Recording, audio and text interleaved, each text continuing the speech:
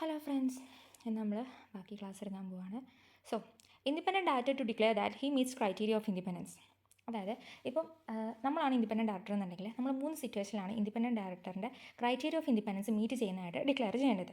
First situation എന്ന് പറയുന്നത് first board meeting in which he participates as director. അതായത് നമ്മൾ ഇൻഡിപെൻഡൻറ്റ് ഡയറക്ടറായിട്ട് അപ്പോയിൻറ്റ് ചെയ്തതിന് ശേഷമുള്ള ഫസ്റ്റ് ബോർഡ് മീറ്റിംഗ് ഉണ്ടാവും. ഓക്കെ, ആ ബോർഡ് മീറ്റിങ്ങിൽ നമ്മൾ ഇൻഡിപെൻഡൻറ്റ് ഡയറക്ടറിൻ്റെ ആ ഒരു ക്രൈറ്റീരിയ മീറ്റ് ചെയ്യുന്നതായിട്ട് ഡിക്ലെയർ ചെയ്യണം.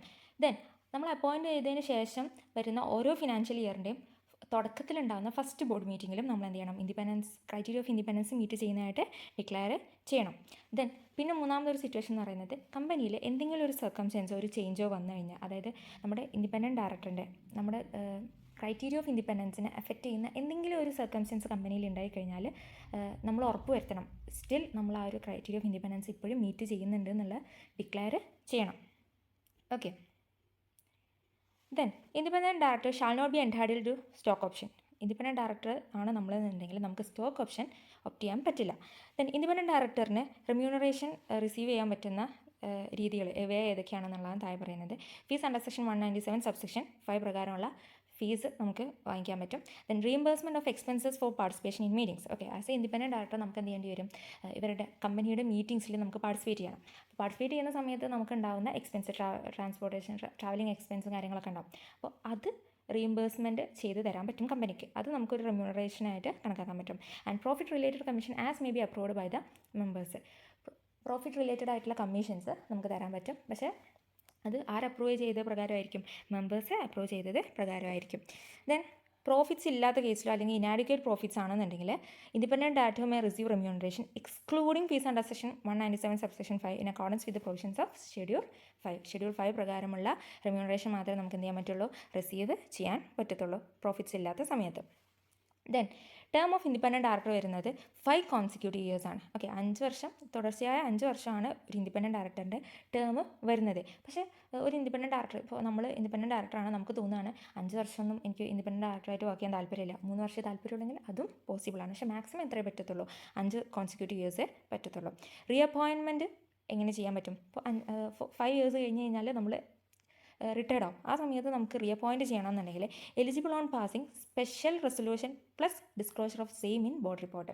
സ്പെഷ്യൽ റെസൊല്യൂഷൻ ജനറൽ മീറ്റിങ്ങിൽ പാസ് ചെയ്യും വേണം, സെയിം കാര്യം ബോർഡ് റിപ്പോർട്ടിൽ ഡിസ്ക്ലോസ് ചെയ്യുകയും ചെയ്ത് കഴിഞ്ഞാൽ നമുക്ക് എന്ത് ചെയ്യാൻ പറ്റും, റീ അപ്പോയിൻറ്റ് ചെയ്യാൻ പറ്റും.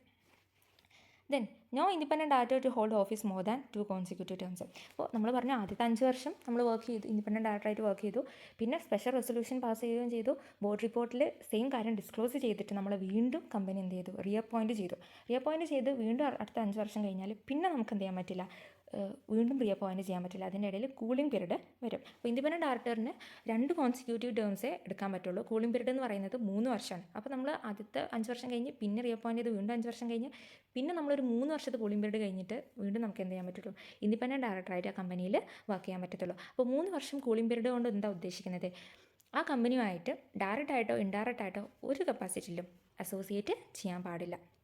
Okay, then independent director and non-executive directors, not being the key managerial person or promoter of the company, shall be held liable only in respect of those acts of omission or commission by a company which had. Okay, company acts കുറേ കാര്യങ്ങളുണ്ടാവും, company നടത്തുന്ന കുറേ ഡിസിഷൻസും അല്ലെങ്കിൽ company enter ചെയ്യുന്ന കുറേ കോൺട്രാക്ട്സും കാര്യങ്ങളൊക്കെ. അപ്പോൾ അതിൽ independent director liable ആവുന്ന സിറ്റുവേഷൻസ് ആണ് താഴെ പറയുന്നത്. ഓക്കെ, ഇൻഡിപെൻഡൻറ്റ് ഡയറക്ടറും നോൺ എക്സിക്യൂട്ടീവ് ഡയറക്ടേഴ്സും ഒക്കെ വിത്ത് ഹിസ് നോളജ്. ഓക്കെ, അപ്പോൾ നമ്മളാണ് ഇൻഡിപെൻഡൻറ്റ് ഡയറക്ടർ എന്നുണ്ടെങ്കിൽ നമ്മുടെ കമ്പനിയുടെ ആക്റ്റിൽ അല്ലെങ്കിൽ ഡിസിഷൻസിൽ നമ്മൾ എപ്പോഴാണ് ലയബിൾ ആവുന്നത്, നമ്മുടെ നോളജ്, നമ്മുടെ അറിവോട് കൂടിയാണ് അത് സംഭവിച്ചിട്ടുള്ളതെന്നുണ്ടെങ്കിൽ, അല്ലെങ്കിൽ ആട്രിബ്യൂട്ടബിൾ ടു ബോർഡ് പ്രോസസ്സ്, നമ്മൾ ബോർഡിലൊരു മെമ്പറാണല്ലോ, അപ്പോൾ നമുക്ക് ബോർഡ് പ്രോസസ്സിന് ആട്രിബ്യൂട്ടബിൾ ആയിട്ടുള്ള ഒരു കാര്യമാണെങ്കിൽ അതും നമ്മൾ അതിലും നമ്മൾ എന്താവും, ലയബിളാവും. Then accord with his consent over he has not acted diligently, നമ്മുടെ സമ്മതത്തോടു കൂടിയാണ് ആ കാര്യം സംഭവിച്ചതെന്നുണ്ടെങ്കിലും നമ്മൾ എന്താവും, ലയബിളാവും. അല്ലാന്നുണ്ടെങ്കിൽ നമ്മൾ കെയർ ചെയ്യേണ്ട ഒരു സ്ഥലത്ത് നമ്മൾ എന്ത് ചെയ്യില്ല, കാര്യമായി ശ്രദ്ധിച്ചില്ല, നമ്മുടെ കെയർലെസ് കാരണമാണ് അങ്ങനെ സംഭവിച്ചതെങ്കിലും നമ്മൾ അതിനെന്താവും, ലയബിൾ ആവും. Then section 150 manner of selection of independent director and maintenance of data bank of independent director. അപ്പോൾ ഇൻഡിപെൻഡൻറ്റ് ഡയറക്ടറിനെ എങ്ങനെയാണ് സെലക്ട് ചെയ്യുന്നത്, ഇൻഡിപെൻഡൻറ്റ് ഡയറക്ടേഴ്സിൻ്റെ ഡാറ്റാ ബാങ്ക് അവരുടെ കുറിച്ചുള്ള ഡീറ്റെയിൽസ് ആരാണ് മെയിൻറ്റെയിൻ ചെയ്യുന്നത് എന്നുള്ളത്. ഇൻഡിപെൻഡൻറ്റ് ഡയറക്ടേഴ്സിനെ സെലക്ട് ചെയ്യുന്നത് ഒരു ഡാറ്റാ ബാങ്കിൽ നിന്നാണ്. ആ ഡാറ്റാ ബാങ്കിൽ ഈ പറഞ്ഞ ഇൻഡിപെൻഡൻറ്റ് ഡയറക്ടർ ആവാൻ എലിജിബിൾ ആയിട്ടുള്ള വില്ലിംഗ് ആയിട്ടുള്ള ആളുകളുടെ നെയിമും അഡ്രസ്സും എഡ്യൂക്കേഷൻ ആൻഡ് പ്രൊഫഷണൽ ക്വാളിഫിക്കേഷൻ എല്ലാ ഡീറ്റെയിൽസും ആവശ്യമായിട്ടുള്ള എല്ലാ ഡീറ്റെയിൽസും ഈ ഡാറ്റാ ബാങ്കിൽ നിന്ന് നമുക്ക് കിട്ടും. അതിൽ നിന്നാണ് ഇൻഡിപെൻഡൻറ്റ് ഡയറക്ടറിനെ എന്ത് ചെയ്യുന്നത്, സെലക്ട് ചെയ്യുന്നത്. അപ്പോൾ ഈ ഡാറ്റാ ബാങ്ക് മെയിൻറ്റെയിൻ ചെയ്യുന്നത് Indian institute of corporate affairs ആണ്. സെൻട്രൽ ഗവൺമെൻറ് ആണ് നോട്ടിഫൈ ചെയ്തിരിക്കുന്നത് ഇന്ത്യൻ ഇൻസ്റ്റിറ്റ്യൂട്ട് ഓഫ് കോർപ്പറേറ്റ് അഫയേഴ്സിന് എന്ത് ചെയ്യാൻ, ഡാറ്റാ ബാങ്ക് മെയിൻറ്റെയിൻ ചെയ്യാൻ ഏൽപ്പിച്ചിരിക്കുന്നത്. And responsibility to exercise due diligence. Okay, due diligence exercise ചെയ്യാനുള്ള റെസ്പോൺസിബിലിറ്റി ആരുടെ അടുത്താണുള്ളത്, കമ്പനിയുടെ അടുത്താണുള്ളത്. And appointment of independent director appoint ചെയ്യുന്നത് to be approved in general മീറ്റിംഗിൽ എന്ത് ചെയ്യണം, അപ്രൂവ് ചെയ്യണം. Then Rule 6 of Companies, Appointment and Qualification of Directors Rules 2014. അപ്പോൾ എങ്ങനെയാണ് ഇൻഡിപെൻഡൻറ്റ് ഡയറക്ടറിന് ഇത് കൊടുക്കുന്നത് നോക്കാം. Make online application within 30 months of commencement IICA for inclusion of name in data bank. അതായത് IICAക്ക് എന്ത് ചെയ്യണം, അപ്പോൾ നമ്മൾ ഇൻഡിപെൻഡൻറ്റ് ഡയറക്ടർ ആവാൻ ആഗ്രഹിക്കുന്ന ഒരാളാണെന്നുണ്ടെങ്കിൽ നമ്മൾ IICAക്ക് ഒരു ഓൺലൈൻ ആപ്ലിക്കേഷൻ കൊടുക്കണം. ഓക്കെ, നമ്മൾ രണ്ട് ടൈപ്പ് ആളാവാം. ഓക്കെ, ഒന്നെങ്കിൽ നമ്മൾ ഓൾറെഡി എക്സിസ്റ്റിംഗ് ആയിട്ടുള്ള ഒരു ഇൻഡിപെൻഡൻറ്റ് ഡയറക്ടർ ആയിരിക്കും ഏതെങ്കിലും ഒരു കമ്പനിയിൽ. പക്ഷെ നമ്മുടെ ടേം അല്ലെങ്കിൽ ഇത് എക്സ്പയർ ആയിക്കൊണ്ടിരിക്കുകയായിരിക്കും. അപ്പോൾ ആ സമയത്ത് നമുക്ക് എന്ത് ചെയ്യേണ്ടി വരും, എക്സ്പയർ ആയി കഴിഞ്ഞാൽ നമ്മൾ എന്ത് ചെയ്യണം, റിന്യൂ ചെയ്യേണ്ടി വരും. ആ കേസിലും അല്ലെങ്കിൽ നമ്മൾ ഇതുവരെ ഇൻഡിപെൻഡൻറ്റ് ഡയറക്ടറായിട്ട് വർക്ക് ചെയ്തിട്ടില്ല, പക്ഷേ പുതിയതായിട്ട് നമ്മൾ ഇൻഡിപെൻഡൻറ്റ് ഡയറക്ടറായിട്ട് വർക്ക് ചെയ്യാൻ നമ്മൾ ആഗ്രഹിക്കുന്നുണ്ടെന്നുണ്ടെങ്കിലും അങ്ങനത്തെ ഈ രണ്ട് കേസിലാണ് നമ്മൾ എന്ത് ചെയ്യേണ്ടത്, IICAക്ക് ഓൺലൈൻ ആപ്ലിക്കേഷൻ കൊടുക്കേണ്ടത്. അതായത് existing independent director needs to renew till he continues to be independent director in any company, or aspiring independent director he intends to get appointed as an independent director. Then individual not having DIN can also apply. Okay, DIN ഇല്ലാത്ത, director identification number ഇല്ലാത്ത ഒരു ഇൻഡിവിജ്വലിന് എന്ത് ചെയ്യാൻ പറ്റും, independent director ആവാൻ apply ചെയ്യാൻ പറ്റും. Then specify in application the period. Application കൊടുക്കുമ്പോൾ പീരീഡ് സ്പെസിഫൈ ചെയ്യണം. 1 yearന് വേണ്ടിയിട്ടാണോ, 5 yearsന് വേണ്ടിയിട്ടാണോ, ലൈഫ് ടൈമിന് വേണ്ടിയിട്ടാണോ എന്നുള്ളത് പീരീഡ് സ്പെസിഫൈ ചെയ്യണം. 1 yearന് വേണ്ടിയിട്ടാണ് നമ്മൾ അപ്ലൈ ചെയ്യുന്നുണ്ടെന്നുണ്ടെങ്കിൽ 1 year കഴിഞ്ഞാൽ എന്താവും, നമ്മുടെ ആ പീരീഡ് എക്സ്പയർഡ് ആവും. അപ്പോൾ നമ്മൾ വീണ്ടും റിന്യൂ ചെയ്യേണ്ടി വരും. അപ്പോൾ അതിനനുസരിച്ച് ഫീസിൻ്റെ സ്ട്രക്ചറിൽ മാറ്റം ഉണ്ടാവും. And renewal application within 30 days of X name removed. അതായത് ഇപ്പോൾ ഒരു വർഷത്തിനോ അല്ലെങ്കിൽ 5 വർഷത്തിനൊക്കെയാണ് നമ്മൾ ആപ്ലിക്കേഷൻ കൊടുത്തിട്ടുള്ളതെന്നുണ്ടെങ്കിൽ ആ ഒരു പീരീഡ് കഴിഞ്ഞാൽ നമ്മുടെ പീരീഡ് എക്സ്പയർഡ് ആയി കഴിഞ്ഞ് 30 ദിവസത്തിനുള്ളിൽ നമ്മൾ റിന്യൂ ചെയ്തിട്ടില്ല എന്നുണ്ടെങ്കിൽ നമ്മുടെ നെയിം ഡാറ്റാ ബാങ്കിൽ നിന്ന് എന്ത് ചെയ്യും, റിമൂവ് ചെയ്യപ്പെടും. പക്ഷേ ഈ സംഭവം ഏത് കേസിൽ ആപ്ലിക്കബിൾ അല്ല, ലൈഫ് ടൈം ഫീ പേ ചെയ്ത ഒരാൾക്ക് ആപ്ലിക്കബിൾ അല്ല. Then declaration by independent director of compliance of this rule along with declaration under section 149 subsection 7. Okay, independent ഡയറക്ടറിൻ്റെ ക്രൈറ്റീരിയ ഓഫ് ഇൻഡിപെൻഡൻസ് മീറ്റ് ചെയ്യുന്നതായിട്ട് എന്ത് ചെയ്യണം, ഡിക്ലെയർ ചെയ്യണം. ദെൻ ചുമ്മാ അങ്ങ് ഇൻഡിപെൻഡൻറ്റ് ഡയറക്ടർ ആവാൻ ആഗ്രഹം ഉണ്ടെന്ന് പറഞ്ഞിട്ട് നമുക്ക് ഒരിക്കലും എന്ത് ചെയ്യാൻ പറ്റില്ല, ഡാറ്റാ ബാങ്കിൽ നമ്മുടെ പേര് എഴുതി ചേർക്കാൻ പറ്റില്ല. അതിന് ഒരു ക്രൈറ്റീരിയ ഉണ്ട്. അതായത് ഫസ്റ്റ് നമുക്ക് ഇപ്പോൾ CA ഒക്കെ പാസ്സാവുന്ന പോലെ തന്നെ CA എക്സാം ഉള്ള പോലെ തന്നെ ഇൻഡിപെൻഡൻറ്റ് ഡയറക്ടർ ആവണമെന്നുണ്ടെങ്കിൽ online proficiency self assessment test പാസ്സാവണം. Within 2 years of inclusion of name else his name shall stand removed. അതായത് നമ്മുടെ ഡാറ്റാ ബാങ്കിൽ നമ്മൾ ഓൺലൈൻ ആപ്ലിക്കേഷൻ കൊടുത്ത് വിത്തിൻ 2 വർഷത്തിനുള്ളിൽ നമ്മൾ എന്ത് ചെയ്യണം, ഈ OPSAT എന്ന എക്സാം എന്ത് ചെയ്യണം, പാസ്സാവണം. ഇല്ലാന്നുണ്ടെങ്കിൽ നമ്മുടെ പേരെന്ത് ചെയ്യും, റിമൂവ് ചെയ്യപ്പെടും. നമ്പർ ഓഫ് അറ്റംപ്റ്റ്സിന് യാതൊരു ലിമിറ്റ്സും ഇല്ല. 2 വർഷത്തിനുള്ളിൽ നമുക്ക് എത്ര അറ്റംപ്റ്റ് വേണമെങ്കിലും എഴുതാം. മാർക്ക് വരുന്നത് 50% മാത്രം സ്കോർ ചെയ്താൽ മതി. And test not applicable for a person who has served for, ഈ പറഞ്ഞ OPSAT അപ്ലിക്കബിൾ അല്ലാത്ത ആളുകളുടെ കേസാണ് താഴെ പറയുന്നത്. Who has served for more than 3 years, 3 വർഷമോ അല്ലെങ്കിൽ അതിൽ കൂടുതലോ സെർവ് ചെയ്ത താഴെ പറയുന്ന 4 ടൈപ്പ് ഓഫ് കമ്പനിയിൽ അല്ലെങ്കിൽ ബോഡി കോർപ്പറേറ്റിൽ വർക്ക് ചെയ്ത കീ മാനേജർ പേഴ്സണോ ഡയറക്ടറിനോ ഈ എക്സാം പാസ്സാവേണ്ട കാര്യമില്ല. അപ്പോൾ ഇതിൽ പറയുന്നത് എന്താണെന്ന് വെച്ച് കഴിഞ്ഞാൽ ഇയാൾ 3 അല്ലെങ്കിൽ അതിൽ കൂടുതൽ വർഷം, ഇപ്പോൾ സപ്പോസ് ഇപ്പോൾ നമ്മൾ ഒരു ലിസ്റ്റഡ് പബ്ലിക് കമ്പനിയിൽ ഡയറക്ടറായിട്ട് വർക്ക് ചെയ്യുന്നുണ്ടെന്നുണ്ടെങ്കിൽ 2 കമ്പനിയിൽ ഒരേ സമയം വർക്ക് ചെയ്താലും അത് 3 വർഷമായിട്ട് തന്നെ കണക്ക് കൂട്ടത്തുള്ളൂ. That is if more than 1 company count once. അപ്പോൾ ഏതൊക്കെയാണ് 4 കോർപ്പറേറ്റ് നോക്കാം. 5 ഉണ്ട്. Listed public company, unlisted public company, paid up share capital more than or equal to 10 crore. Then body corporate listed in recognized stock exchange, body corporate incorporated outside India, paid up share capital more than or equal to $2 million, and statutory corporation, for example LIC. അപ്പോൾ ഈ പറഞ്ഞ 5 body കോർപ്പറേറ്റിൽ work ചെയ്തിട്ടുള്ള 3 വർഷത്തിൽ കൂടുതലോ work ചെയ്തിട്ടുള്ള ഡയറക്ടറിനും key managerial പേഴ്സണിനും ഓപ്സാറ്റ് എന്ന exam പാസ്സാവേണ്ട ആവശ്യമില്ല. അപ്പോൾ ഇതൊക്കെയാണ് listed public company. Unlisted public company having paid up share capital more than or equal to 10 crore, then body corporate listed in recognized stock exchange, then body corporate incorporate outside India having paid up share capital more than or equal to $2 million and statutory corporation example LIC. Then pay scale of director or equivalent or above in any ministry or department of central government or state government having experience in handling matters relating to commerce, corporate affairs, finance, industry or public enterprises or affairs related to government companies or statutory corporations set up under an act of parliament or any state act and carrying on commercial activities. അതായത് ഒരു ഡയറക്ടറിൻ്റെ pay scale work ചെയ്യുന്ന ഒരാൾ അല്ലെങ്കിൽ ഒരു equivalent ആയിട്ടുള്ള അല്ലെങ്കിൽ അതിന് മുകളിൽ വർക്ക് ചെയ്യുന്ന എവിടെ മിനിസ്ട്രിയിലോ അല്ലെങ്കിൽ ഡിപ്പാർട്ട്മെൻറ്റ് ഓഫ് സെൻട്രൽ ഗവൺമെൻറ്റോ സ്റ്റേറ്റ് ഗവൺമെൻറ്റിലോ വർക്ക് ചെയ്യുന്ന ആൾക്കാർക്കും ഈ പറഞ്ഞ ഓപ്സാറ്റ് അപ്ലിക്കബിൾ അല്ല. അവർക്ക് എന്ത് എക്സ്പീരിയൻസ് ഉണ്ടായിരിക്കണം? Matters relating two commerce, corporate affairs, finance, industry ഈ പറഞ്ഞ കാര്യങ്ങളിലൊക്കെ ഹാൻഡിൽ ചെയ്യാനുള്ള എക്സ്പീരിയൻസ് ഉള്ള ആൾ കൂടി ആയിരിക്കണം. And then pay scale of chief general manager or above in ഏതൊക്കെ SEBI, RBI, IRDA, PFRDA and having experience in handling matters related to corporate securities, economic laws ഈ പറഞ്ഞ ആളുകൾക്കൊന്നും ഓപ്സാറ്റ് അപ്ലിക്കബിൾ അല്ല. ഇനി പറയുന്നത് provide also that following individuals who are or have been for at least 10 years, okay 10 വർഷം minimum, 10 വർഷമോ അതിൽ കൂടുതലോ വർക്ക് പ്രാക്ടീസ് ചെയ്യുന്ന advocate of court, CA in practice, cost accountant in practice and CS in practice ഈ പറഞ്ഞ 4 ആളുകൾക്കും ഓപ്സാറ്റ് applicable അല്ല. ഇപ്പോൾ 10 വർഷം അതിൽ കൂടുതലോ ആയിട്ട് അയാൾ എന്ത് ചെയ്യുന്നുണ്ടെങ്കിൽ പ്രാക്ടീസ് ചെയ്യുന്നുണ്ടെങ്കിൽ. Then restoration of name. Individual whose name has been removed for not being able to clear OPSAT within 2 years. അതായത് ഇപ്പം നമ്മൾ നേരത്തെ പറഞ്ഞു ഡാറ്റാ ബാങ്കിൽ നമ്മൾ നെയിം എൻ്റർ ചെയ്തതിന് ശേഷം 2 വർഷത്തിനുള്ളിൽ നമ്മൾ എന്ത് പാസ്സാവണം? ഓപ്സാറ്റ് എന്ന് പറഞ്ഞാൽ എക്സാം പാസ്സാവണം. ഓപ്സാറ്റ് എന്ന എക്സാം പാസ്സായില്ല എന്നുണ്ടെങ്കിൽ നമ്മുടെ പേര് ആ ഡാറ്റാ ബാങ്കിൽ നിന്ന് റിമൂവ് ആവും. അങ്ങനെ റിമൂവ് ആയിട്ടുള്ള ഒരാളെ സംബന്ധിച്ച് അല്ലെങ്കിൽ ഈ 2 വർഷത്തിനുള്ളിൽ നമുക്ക് എക്സാം പാസ്സാവാൻ പറ്റിയിട്ടില്ല, ഓക്കെ അങ്ങനെയുള്ള കേസിൽ നമുക്ക് നമ്മുടെ നെയിം ഡാറ്റാ ബാങ്കിൽ റീസ്റ്റോർ ചെയ്യാനുള്ള ഒരു ഓപ്ഷനാണ് പറയുന്നത്. എങ്ങനെ പറ്റും? ഒരു 1000 രൂപ IACAക്ക് അടക്കുക. ഒരു പേയ്മെൻറ്റ് അടച്ചതിന് ശേഷം നമ്മൾ അപ്ലൈ ചെയ്യുക. അങ്ങനെ ചെയ്യുന്ന സമയത്ത് നമ്മുടെ പേര് റീസ്റ്റോർഡ് ആവും. പക്ഷേ അതിന് ചില കണ്ടീഷൻസ് ഒക്കെ ഉണ്ട്. അതായത് അവിടുന്ന് തൊട്ട് നമ്മൾ പേര് റീസ്റ്റോർഡ് ആവുന്നത് നോർമൽ രീതിയിലായിരിക്കില്ല റീസ്റ്റോർ ആവുന്നത്.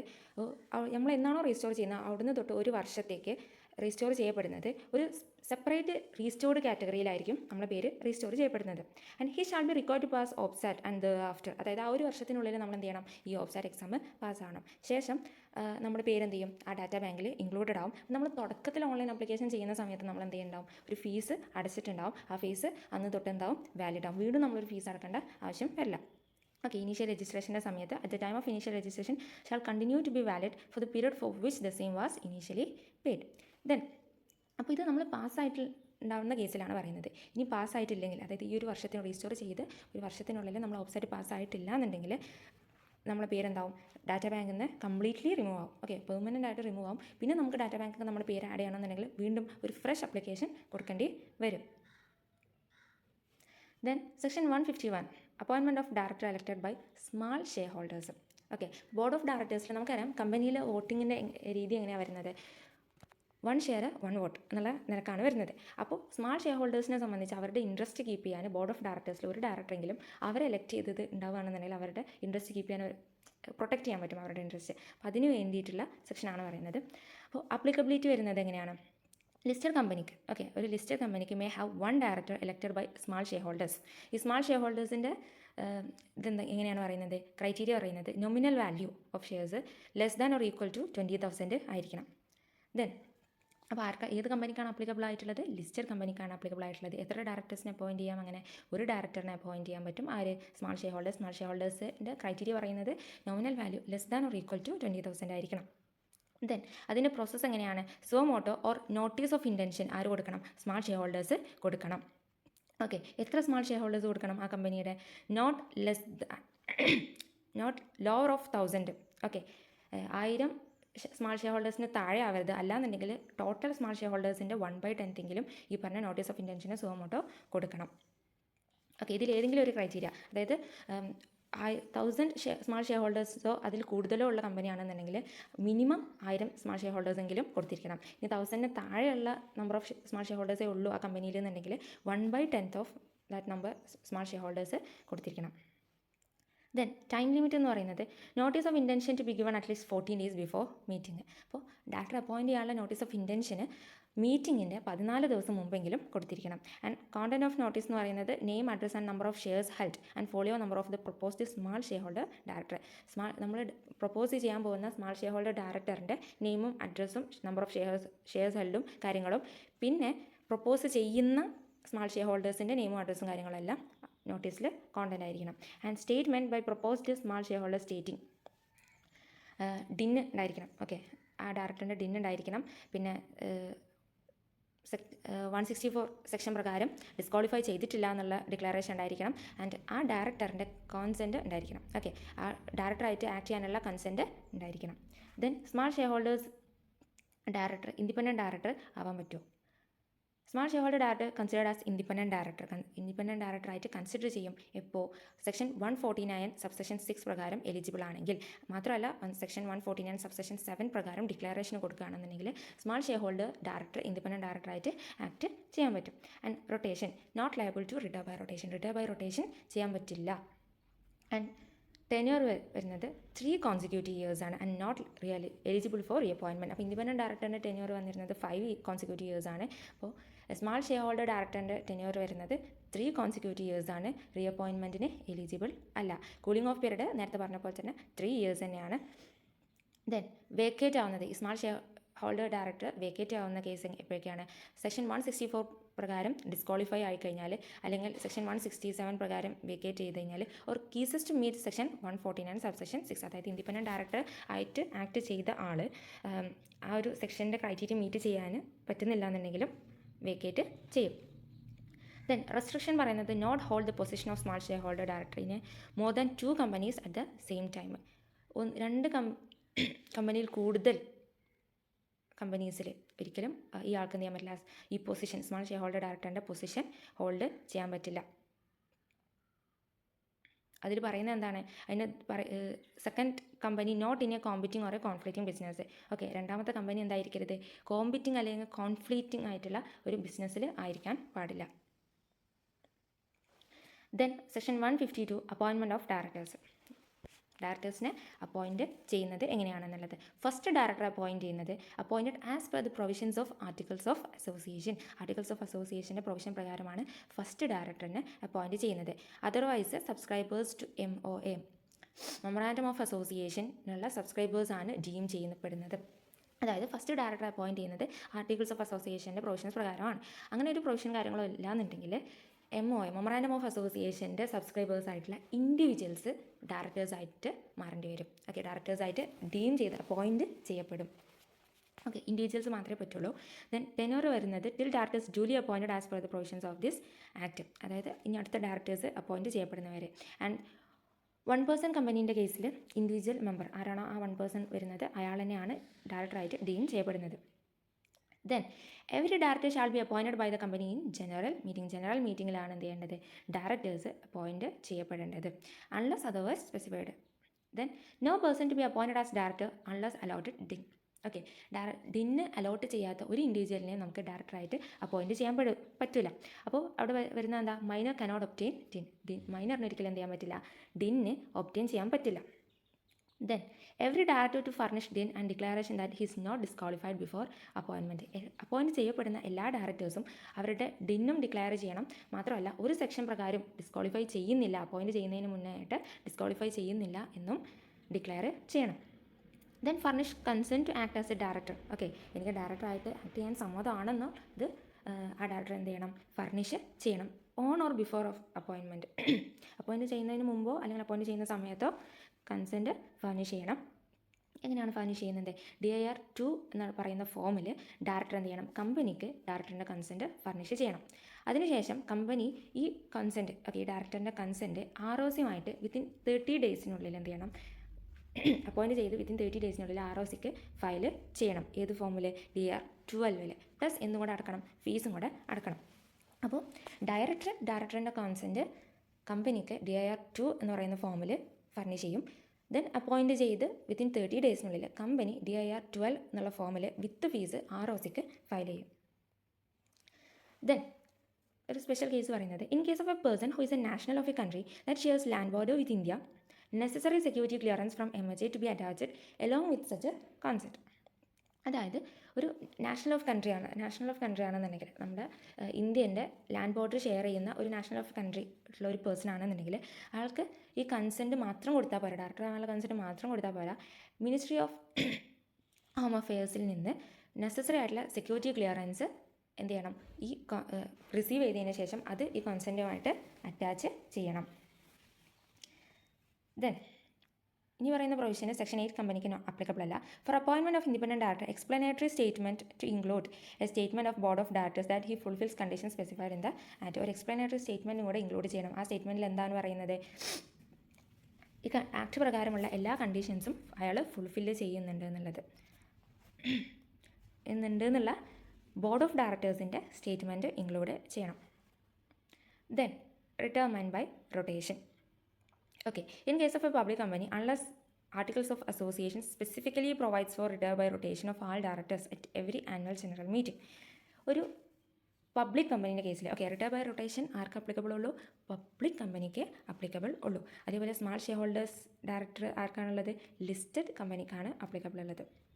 അപ്പോൾ പബ്ലിക് കമ്പനീൻ്റെ കേസിൽ articles of association specifically provide ചെയ്യുന്നില്ല എന്നുണ്ടെങ്കിൽ, റിട്ടയർ ബൈ റൊട്ടേഷൻ എങ്ങനെ ചെയ്യണം എന്നുള്ളത് സ്പെസിഫിക്കലി പ്രൊവൈഡ് ചെയ്യുന്നില്ല എന്നുണ്ടെങ്കിൽ നോർമൽ കേസിൽ എങ്ങനെയാണ് ചെയ്യേണ്ടത്, at every annual general meeting, ഓരോ വർഷത്തെ എല്ലാ ആനുവൽ ജനറൽ മീറ്റിങ്ങിലും at least 2/3 of total number of directors എന്തായിരിക്കണം, റൊട്ടേഷണൽ ഡയറക്ടേഴ്സ് ആയിരിക്കണം.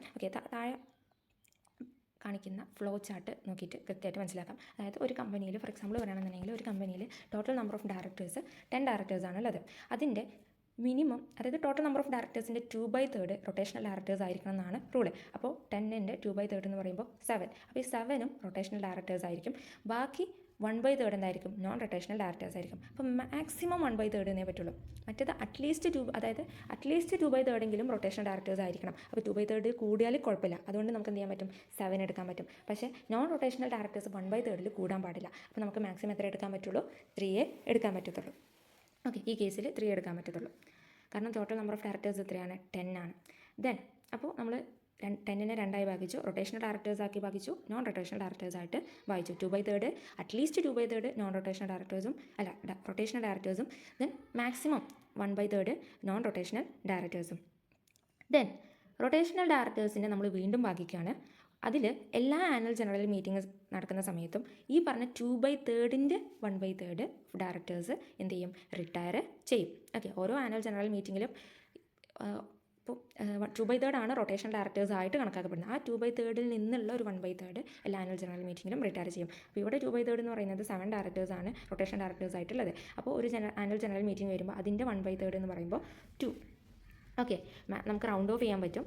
2 ഡയറക്ടേഴ്സ് എന്ത് ചെയ്യണം, റിട്ടയർ ചെയ്യണം. ബാക്കി 5 ഡയറക്ടേഴ്സ് കണ്ടിന്യൂ ടു റീഅപ്പോയിൻറ്റ് ചെയ്യപ്പെടും. കണ്ടിന്യൂ ടു റിട്ടയർ ചെയ്യാത്തതുകൊണ്ട് തന്നെ റീഅപ്പോയിൻറ്റ് ചെയ്യേണ്ട ആവശ്യമില്ല. കാരണം അവരുടെ ആ ഒരു ഡയറക്ടർ പീരീഡ് കണ്ടിന്യൂ ചെയ്യും. റിട്ടയർ ചെയ്ത ഡയറക്ടേഴ്സിനെ നമുക്ക് റീഅപ്പോയിൻറ്റ് ചെയ്യാനും പുതിയ ഡയറക്ടേഴ്സിനെ അപ്പോയിൻറ്റ് ചെയ്യാനുള്ള ഓപ്ഷൻ വരും. അപ്പോൾ 1/3 ഓഫ് ഡയറക്ടേഴ്സ് എന്ത് ചെയ്യണം, റിട്ടയർ ചെയ്യണം. അപ്പോൾ നമുക്കിവിടെ ഒരു സംശയം വരുന്നത് എന്താണെന്ന് വെച്ച് കഴിഞ്ഞാൽ, ഈ പറഞ്ഞ റൊട്ടേഷണൽ ഡയറക്ടേഴ്സിൽ 7 ഡയറക്ടേഴ്സിൽ എല്ലാ ആനുവൽ ജനറൽ മീറ്റിംഗ് വരുമ്പോൾ 1/3 ഓഫ് ഡയറക്ടേഴ്സ് റിട്ടയർ ചെയ്യണമെന്ന് പറയുന്നുണ്ട്. അപ്പോൾ ഈ 1/3 ഓഫ് ഡയറക്ടേഴ്സ് ഓരോ ആനുവൽ ജനറൽ മീറ്റിങ്ങിൽ നമ്മൾ എങ്ങനെയാണ് സെലക്ട് ചെയ്യുന്നത്? ഈ ഡയറക്ടേഴ്സ് ഈ വർഷം റിട്ടയർ ചെയ്യാം, അടുത്ത വർഷം ഇന്ന ഡയറക്ടേഴ്സ് റിട്ടയർ ചെയ്യാമെന്ന് പറഞ്ഞിട്ട് നമ്മൾ സെലക്ട് ചെയ്യണമല്ലോ. അതെങ്ങനെയാണ് സെലക്ട് ചെയ്യുന്നത്? ഒന്നെങ്കിൽ FIFO മെത്തേഡ് യൂസ് ചെയ്യാം. അതായത് ലോങ്ങസ്റ്റ് ഇൻ ദ ഓഫീസ്, ആ ഡയറക്ടർ അപ്പോയിൻറ്റ് ചെയ്ത് തൊട്ട് ഈ ആനുവൽ ജനറൽ മീറ്റിംഗ് വരെയുള്ള അവരുടെ പീരീഡ് എടുത്ത് നോക്കുമ്പോൾ ഏറ്റവും ലോങ്ങസ്റ്റ് ആയിട്ട് ആ ഓഫീസ് ഹെൽഡ് ചെയ്തിട്ടുള്ള ഡയറക്ടേഴ്സ് ആരാണോ അവരെ നമുക്ക് എന്ത് ചെയ്യാൻ പറ്റും, റിട്ടയർ ചെയ്യാൻ പറ്റും. ഇപ്പോൾ ഒരു ഡയറക്ടർ 3 വർഷമായിട്ട് ഉണ്ട്, വേറൊരു ഡയറക്ടർ 2 വർഷമായിട്ടുണ്ടെന്നുണ്ടെങ്കിൽ റിട്ടയർ ചെയ്യുന്നത് ആരായിരിക്കും? 3 വർഷം അവിടെ പീരീഡ് ഓഫീസ് ഹെൽഡ് ചെയ്ത ആളായിരിക്കും. അപ്പോൾ അങ്ങനെ വരുമ്പോൾ നമുക്കൊരു കേസ് വരും. അതായത് 2 ഡയറക്ടേഴ്സ് സെയിം ഡേറ്റിൽ അപ്പോയിൻറ്റ് ചെയ്തിട്ടുണ്ടാവും. അപ്പോൾ ഈ കേസിൽ നമുക്ക് മാക്സിമം 2 ഡയറക്ടേഴ്സിനെയാണ് നമുക്ക് എന്ത് ചെയ്യാൻ പറ്റുക, റിട്ടയർ ചെയ്യാൻ പറ്റുക. അപ്പോൾ നമ്മൾ 7 ഡയറക്ടേഴ്സ് ഉണ്ട്. ഫസ്റ്റത്തെ ഒരു 4 ഡയറക്ടേഴ്സ് ഇപ്പോൾ 7 ഡയറക്ടേഴ്സിൽ ഒരു 4 ഡയറക്ടേഴ്സ് 2 വർഷമായിട്ടാണ് പീരീഡ് ഹോൾഡ് ചെയ്യുന്നത്. ദെൻ ബാക്കി 3 ഡയറക്ടേഴ്സിൽ 3 ഡയറക്ടേഴ്സും 3 വർഷമായിട്ട് എന്ത് ചെയ്യുന്നുണ്ട്, ഈ പറഞ്ഞ ഓഫീസ് ഹോൾഡ് ചെയ്യുന്നുണ്ട്. അപ്പോൾ അങ്ങനത്തെ കേസ് വരുമ്പോൾ നമുക്കറിയാൻ പറ്റും 3 ഡയറക്ടേഴ്സ് റിട്ടയർ ചെയ്യണോ വേണ്ട, നമുക്ക് 2 ഡയറക്ടേഴ്സ് റിട്ടയർ ചെയ്താൽ മതി. അപ്പോൾ അങ്ങനത്തെ കേസ് വരുമ്പോൾ നമ്മൾ എന്ത് ചെയ്യേണ്ടി വരും, മ്യൂച്വൽ എഗ്രിമെൻറ്റ്, അതായത് ഒന്നെങ്കിൽ ആ 3 ഡയറക്ടേഴ്സ് തമ്മിൽ ഒരു മ്യൂച്വൽ എഗ്രിമെൻറ്റിൽ എത്തണം, ഞങ്ങൾ രണ്ടുപേരും റിട്ടയർ ചെയ്തോളാം എന്നുള്ള മ്യൂച്വൽ എഗ്രിമെൻറ്റിൽ എത്തണം. അല്ലാന്നുണ്ടെങ്കിൽ ലോട്ട് എടുത്തിട്ട് അതിൽ നിന്ന് 2 ആൾക്കാർ നമ്മൾ എന്ത് ചെയ്യേണ്ടി വരും, സെലക്ട് ചെയ്യേണ്ടി വരും. Then following directors shall not be included in total number of directors. താഴെ പറയുന്ന ഡയറക്ടേഴ്സിനെ നമ്പർ ഓഫ് ഡയറക്ടേഴ്സ്, ഓക്കെ, നമ്മൾ ടോട്ടൽ നമ്പർ ഓഫ് ഡയറക്ടേഴ്സിനെ നമ്മൾ കണക്കൂട്ടില്ല, അതിൽ ഇൻക്ലൂഡ് ചെയ്യാൻ പാടില്ല. ഇൻഡിപെൻഡൻറ്റ് ഡയറക്ടറിനെ ഇൻക്ലൂഡ് ചെയ്യാൻ പാടില്ല. And nominee director appointed by any financial institution setup under act of parliament. Act of parliament പ്രകാരം സെറ്റപ്പ് ചെയ്ത ഫിനാൻഷ്യൽ ഇൻസ്റ്റിറ്റ്യൂഷൻ, ഫോർ എക്സാമ്പിൾ പറയുകയാണെങ്കിൽ SBI. ഓക്കെ, SBIൻ്റെ ഒരു നോമിനി ഡയറക്ടർ ആ കമ്പനിയിലുണ്ടെന്നുണ്ടെങ്കിൽ ആ ഡയറക്ടറിനെ ടോട്ടൽ നമ്പർ ഓഫ് ഡയറക്ടേഴ്സിൽ ഇൻക്ലൂഡ് ചെയ്യാൻ പാടില്ല. And nominee directors appointed person to LIC act പ്രകാരം അപ്പോയിൻറ്റ് ചെയ്ത ആ കമ്പനിയിൽ അപ്പോയിൻറ്റ് ചെയ്ത ഒരു നോമിനി ഡയറക്ടറിനെ ടോട്ടൽ നമ്പർ ഓഫ് ഡയറക്ടേഴ്സിൽ ഇൻക്ലൂഡ് ചെയ്യാൻ പാടില്ല. ദെൻ ആൾട്ടർനേറ്റ് ഡയറക്ടർ എന്താണെന്നുള്ള കേസ് ഇതിന് ശേഷം നമ്മൾ പറയും. അപ്പോൾ ആൾട്ടർനേറ്റ് ഡയറക്ടറിനെ ഈ പറഞ്ഞ ടോട്ടൽ നമ്പർ ഓഫ് ഡയറക്ടേഴ്സിൽ ഇൻക്ലൂഡ് ചെയ്യാൻ പാടില്ല. അപ്പോൾ ആരൊക്കെയാണ് ഇൻക്ലൂഡ് ചെയ്യാൻ പാടില്ലാത്തത്, ഇൻഡിപെൻഡൻറ്റ് ഡയറക്ടറിനെ ഇൻക്ലൂഡ് ചെയ്യാൻ പാടില്ല. ദെൻ പാർലമെൻറ്റ് ആക്ട് പ്രകാരം സെറ്റപ്പ് ചെയ്ത ഒരു ഫിനാൻഷ്യൽ ഇൻസ്റ്റിറ്റ്യൂഷൻ്റെ നോമിനി ഡയറക്ടർ കമ്പനിയിൽ അപ്പോയിൻറ്റ് ചെയ്തിട്ടുണ്ടെങ്കിൽ അവരെയും ടോട്ടൽ നമ്പർ ഓഫ് ഡയറക്ടേഴ്സിൽ ഇൻക്ലൂഡ് ചെയ്യാൻ പാടില്ല. ദെൻ LIC ആക്ട് പ്രകാരമുള്ള ഒരു നോമിനി ഡയറക്ടർ ഉണ്ടെങ്കിൽ അവരെയും ടോട്ടൽ നമ്പർ ഓഫ് ഡയറക്ടേഴ്സിൽ ഇൻക്ലൂഡ് ചെയ്യാൻ പാടില്ല. ആൻഡ് ദെൻ ആൾട്ടർനേറ്റ് ഡയറക്ടറിനെയും ടോട്ടൽ നമ്പർ ഓഫ് ഡയറക്ടേഴ്സിൽ ഇൻക്ലൂഡ് ചെയ്യാൻ പാടില്ല. Then following directors shall be included in total number of directors. ഇനി താഴെ പറയുന്ന 2 ടൈപ്പ് ഡയറക്ടേഴ്സ് എന്ത് ചെയ്യണം, ടോട്ടൽ നമ്പർ ഓഫ് ഡയറക്ടേഴ്സിൽ ഇൻക്ലൂഡ് ചെയ്യണം.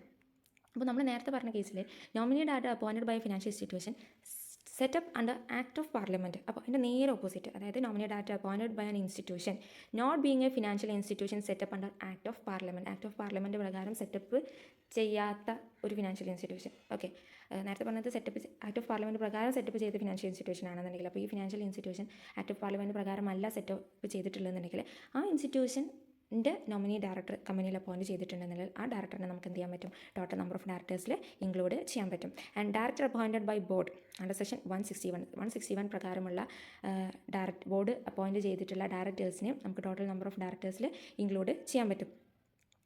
ഇതെന്താണ്, നോൺ റൊട്ടേഷണൽ ഡയറക്ടേഴ്സ് ആയിരിക്കും.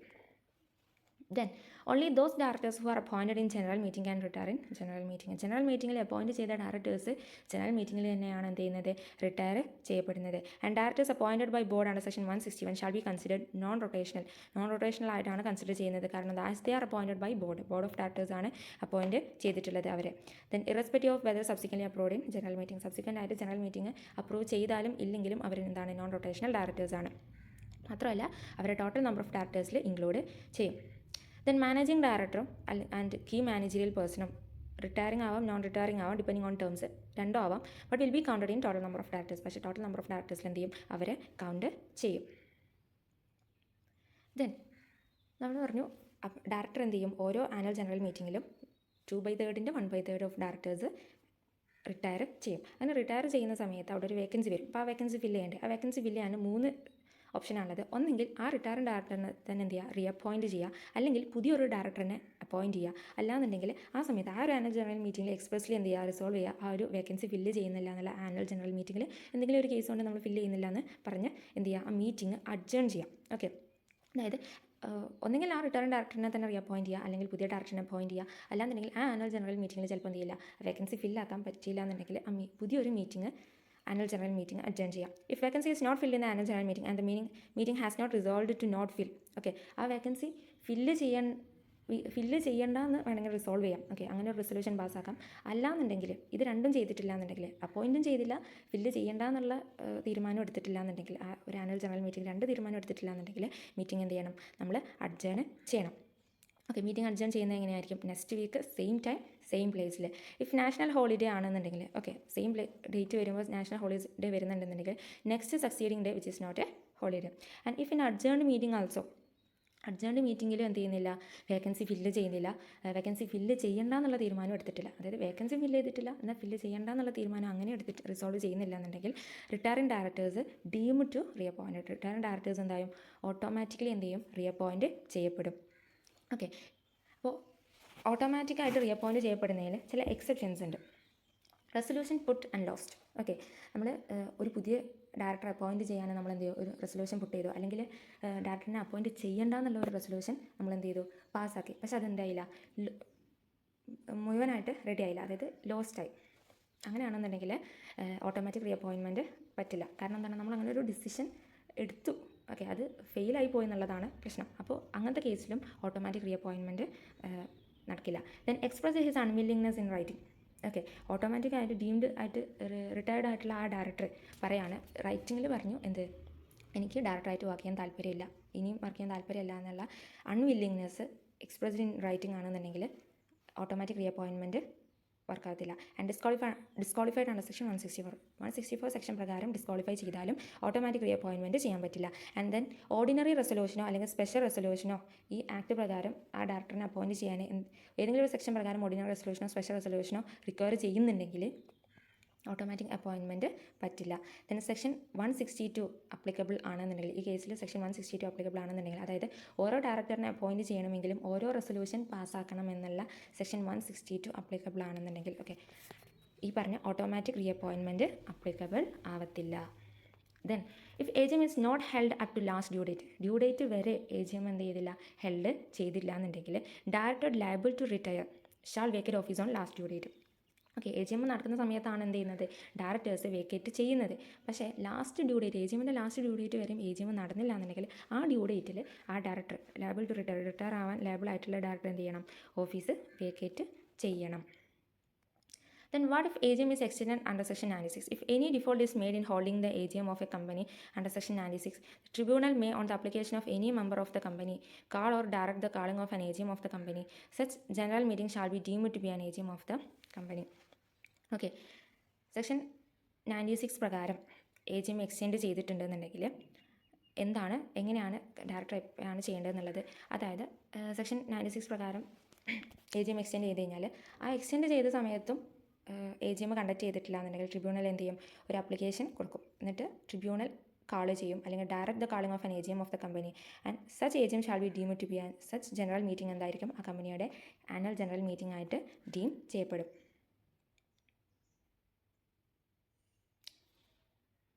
ദെൻ അപ്ലിക്കേഷൻ ഫോർ ഡിന്നിന് അപ്ലൈ ചെയ്യുന്നത് എങ്ങനെയാണ്, individual intending to be appointed as director. Okay, അപ്പോൾ നമ്മൾ ഡയറക്ടറായിട്ട് അപ്പോയിൻറ്റ് ചെയ്യാൻ നമ്മൾ ആഗ്രഹിക്കുന്നുണ്ടെന്നുണ്ടെങ്കിൽ നമ്മൾ എന്ത് ചെയ്യണം, ഡിന്നിന് വേണ്ടിയിട്ടുള്ള ഒരു ഓൺലൈൻ ആപ്ലിക്കേഷൻ കൊടുക്കണം, അല്ലെങ്കിൽ other ID number as may be prescribed, മറ്റ് ID നമ്പറും ആവാം. ആർക്കാണ് ആപ്ലിക്കേഷൻ കൊടുക്കേണ്ടത്, application to the central government. അപ്പോൾ നമ്മൾ ഇൻഡിപെൻഡൻറ്റ് ഡയറക്ടർ ആവാനാണ് നമ്മൾ അപ്ലൈ ചെയ്യേണ്ടതെന്നുണ്ടെങ്കിൽ IACAക്കാണ് നമ്മൾ ആപ്ലിക്കേഷൻ കൊടുക്കേണ്ടത്. ഡിന്നിന് വേണ്ടിയിട്ടാണെന്നുണ്ടെങ്കിൽ നമ്മൾ ആപ്ലിക്കേഷൻ കൊടുക്കേണ്ടത് സെൻട്രൽ ഗവൺമെൻറ്റിനാണ് നമ്മൾ ആപ്ലിക്കേഷൻ കൊടുക്കേണ്ടത്.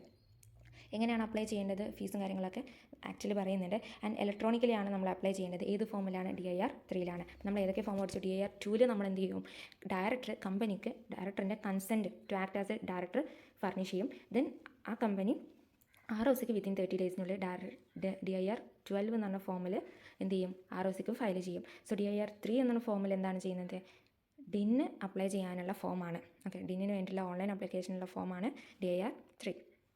ദെൻ LLP ആക്ട് പ്രകാരം DPIN ആണ് നമുക്ക് കിട്ടുക. അപ്പോൾ ഡിന്ന് നമുക്ക് DPIN ആയിട്ടും DPIN നമുക്ക് ഡിന്നായിട്ടും നമുക്ക് എന്ത് ചെയ്യാൻ പറ്റും, യൂസ് ചെയ്യാൻ പറ്റും. Then DIR 3 to be filed by a person willing to be appointed as director.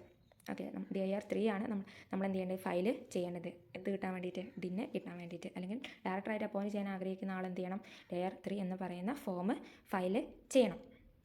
ആ ഫോമിൽ എന്തെല്ലാം ഉണ്ടായിരിക്കണം, ഫോട്ടോഗ്രാഫ് ഉണ്ടായിരിക്കണം, ഐഡൻറ്റിറ്റി പ്രൂഫ്, റെസിഡൻസ് പ്രൂഫ് ഉണ്ടായിരിക്കണം, മാൻഡേറ്ററി DSC ഉണ്ടായിരിക്കണം, ഡിജിറ്റൽ സിഗ്നേച്ചർ സർട്ടിഫിക്കറ്റ് ഉണ്ടായിരിക്കണം, and certified by full time CS and managing director CEO or CFO. Then INC 32 to be filed, ഈ പറഞ്ഞ ഫോമും ഫയൽ ചെയ്യണം. To be filed by a company being incorporated to get DIN for proposed first director. Okay, first ഡയറക്ടറിനെ appoint ചെയ്യുന്ന സമയത്ത് ആ ഡയറക്ടറിൻ്റെ ഡിന്ന് കിട്ടാൻ വേണ്ടിയിട്ട്, ഇൻകോർപ്പറേറ്റഡ് ടു ഗെറ്റ് ഡിന്ന് കിട്ടാൻ വേണ്ടിയിട്ട് INC 32 എന്ന് പറയുന്ന ഫോമാണ് ഫയൽ ചെയ്യേണ്ടത്. Then central government shall allot DIN within 1 month of receipt of application. അപ്പോൾ നമ്മൾ DIR 3 നമ്മൾ എന്ത് ചെയ്തു, ഡിന്നിന് വേണ്ടിയിട്ട് ഓൺലൈൻ ആപ്ലിക്കേഷൻ ചെയ്ത് കഴിഞ്ഞാൽ വിത്തിൻ 1 monthനുള്ളിൽ സെൻട്രൽ ഗവൺമെൻറ് എന്ത് ചെയ്യും, ഡിന്ന് നമുക്ക് അലോട്ട് ചെയ്യും. ഇപ്പോൾ സെൻട്രൽ ഗവൺമെൻറ് സാറ്റിസ്ഫൈഡ് ആയി കഴിഞ്ഞാൽ അപ്പോൾ അതിൻ്റെ പ്രോസസ്സ് എങ്ങനെയാണ് വരുന്നത്? നമ്മൾ എന്ത് ചെയ്യുന്നു, DIR-3 എന്ത് ചെയ്യുന്നു, ഓൺലൈനായിട്ട് സബ്മിറ്റ് ചെയ്യുന്നു ആൻഡ് മേക്ക് റിക്വസിറ്റ് പേയ്മെൻറ്റ്. ആവശ്യമായിട്ടുള്ള ഫീസും നമ്മൾ പേയ്മെൻറ്റ് നടത്തി കഴിഞ്ഞാൽ അപ്ലിക്കേഷൻ നമ്പർ എന്ത് ചെയ്യും, ജനറേറ്റ് ചെയ്യപ്പെടും. Central government shall decide on the approval or rejection of application. ഈ ആപ്ലിക്കേഷൻ റിജക്റ്റ് ചെയ്യണോ റിസീവ് ചെയ്യണോ എന്നുള്ളത്, അപ്രൂവ് ചെയ്യണോ എന്നുള്ളത് സെൻട്രൽ ഗവൺമെൻറ്റിന് എന്ത് ചെയ്യാൻ പറ്റും, ഡിസൈഡ് ചെയ്യാൻ പറ്റും. Then communicate decision. Central government reject ചെയ്യാം അല്ലെങ്കിൽ അപ്രൂവ് ചെയ്യാം. ഈ ഡിസിഷൻ സെൻട്രൽ ഗവൺമെൻറ് എന്ത് ചെയ്യും, കമ്മ്യൂണിക്കേറ്റ് ചെയ്യും ആരുമായിട്ട്, നമ്മളുമായിട്ട്, നമ്മളല്ലേ അപ്ലൈ ചെയ്തത്. അപ്പോൾ ഡിസിഷൻ്റെ കൂടെ നമുക്ക് ഡിന്നും കൂടെ കിട്ടും. ഏത് കേസിലാണെന്നുണ്ടെങ്കിൽ അപ്രൂവ് ചെയ്തിട്ടുണ്ടെന്നുണ്ടെങ്കിൽ നമുക്ക് ഡിന്നും കൂടെ കിട്ടും. By way of letter or post or e mode within 1 month of receipt of application. Application central ഗവൺമെൻറ്റിലേക്ക് എത്തി 1 മാസത്തിനുള്ളിൽ നമുക്ക് DIN കിട്ടും. Then, no application number shall be generated in case of a person who is a national of a country that shares land border with India unless necessary security clearance from Ministry of Home Affairs has been attached along with the DIR-3. അപ്പോൾ നേരത്തെ പറഞ്ഞ പോലെ തന്നെ നമ്മൾ പറഞ്ഞ നേരത്തെ consent പറഞ്ഞു ചെയ്യുന്ന സമയത്ത് DIR-2ൻ്റെ കൂടെ നമ്മൾ എന്ത് ചെയ്യും കൂടെ വേണം, നെസസറി ക്ലിയറൻസ് ഫ്രം MHA കൂടെ കൊടുക്കണം. ആർക്ക്? നാഷണൽ ഓഫ് ദ കൺട്രി ആണെന്നുണ്ടെങ്കിൽ. അപ്പോൾ ഈ സെയിം കേസ് തന്നെയാണ് ഇവിടെയും പറയുന്നത്. നാഷണൽ ഓഫ് ദ കൺട്രി ആണെന്നുണ്ടെങ്കിൽ ഇവർക്ക് എന്ത് ചെയ്യണം, necessary clearance, security clearance from MHA കൂടെ അറ്റാച്ച് ചെയ്യണം. ദെൻ സെൻട്രൽ ഗവൺമെൻറ് അപ്ലിക്കേഷനിൽ എന്തെങ്കിലും ഡിഫക്റ്റോ ഇൻകംപ്ലീറ്റ്നെസ്സോ ഫൈൻഡ് ചെയ്യുകയാണെന്നുണ്ടെങ്കിൽ എന്ത് ചെയ്യും, അപ്ലിക്കൻറ്റിനെ ഇത് അറിയിക്കും. ഓക്കെ, ഇന്ന പ്രശ്നങ്ങളുണ്ടെന്ന് പറഞ്ഞിട്ട് അറിയിക്കും. ഏത് വഴിയായിരിക്കും, വെബ്സൈറ്റുമായിട്ടോ അല്ലെങ്കിൽ ഇമെയിൽ വഴിയോ അപ്ലിക്കൻറ്റിനെ അറിയിക്കും. ഇന്ന ഡിഫക്റ്റ് ഉണ്ട് അല്ലെങ്കിൽ ഇന്ന ഇൻകംപ്ലീറ്റ്നെസ് ഉണ്ട് എന്നുള്ളത് സെൻട്രൽ ഗവൺമെൻറ് അറിയിക്കും. ദെൻ അപ്ലിക്കൻ്റ് എന്ത് ചെയ്യണം, to rectify and resubmit within 15 days of such placing on the website or email. Okay, within 15 days എന്ത് ചെയ്യണം, അപ്ലിക്കൻറ്റ്, അതായത് നമ്മൾ എന്ത് ചെയ്യണം, റെക്ടിഫൈ ചെയ്യണം, എന്നിട്ട് വീണ്ടും അത് റീസബ്മിറ്റ് ചെയ്യണം. ഓക്കെ, സെൻട്രൽ ഗവൺമെൻറ് നോട്ടിഫൈ ചെയ്തിട്ടുള്ള ആ പ്രശ്നങ്ങളൊക്കെ റെക്ടിഫൈ ചെയ്തിട്ട് വീണ്ടും റീസബ്മിറ്റ് ചെയ്ത് കൊടുക്കണം. വിത്തിൻ 15 days, 15 ദിവസത്തിനുള്ളിൽ ചെയ്യണം. And on receipt of above rectification order. Okay, rectification order receive ചെയ്യുന്നതിൽ 3 കേസാണ് വരുന്നത്. Rectified to the satisfaction of the central government. അതായത് നമ്മൾ റെക്ടിഫൈ ചെയ്തിട്ട് വീണ്ടും റീസബ്മിറ്റ് ചെയ്ത് കഴിഞ്ഞാൽ സെൻട്രൽ ഗവൺമെൻറ്റിന് ആ റെക്ടിഫിക്കേഷൻ സാറ്റിസ്ഫൈഡ് ആയി കഴിഞ്ഞാൽ സെൻട്രൽ ഗവൺമെൻറ് എന്ത് ചെയ്യും, ഡിന്നെ അലോട്ട് ചെയ്യും. And communicate to the applicant, നമുക്ക് കമ്മ്യൂണിക്കേറ്റ് ചെയ്യും, നമ്മളോട് കമ്മ്യൂണിക്കേറ്റ് ചെയ്യും. Then not remove within given time.